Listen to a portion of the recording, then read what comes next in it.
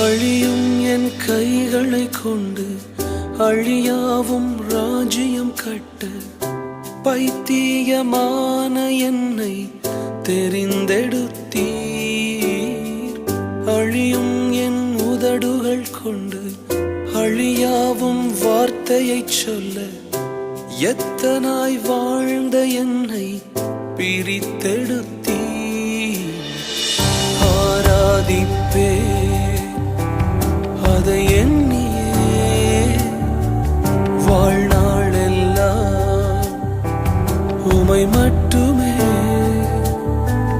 ஆராதிப்பே அதை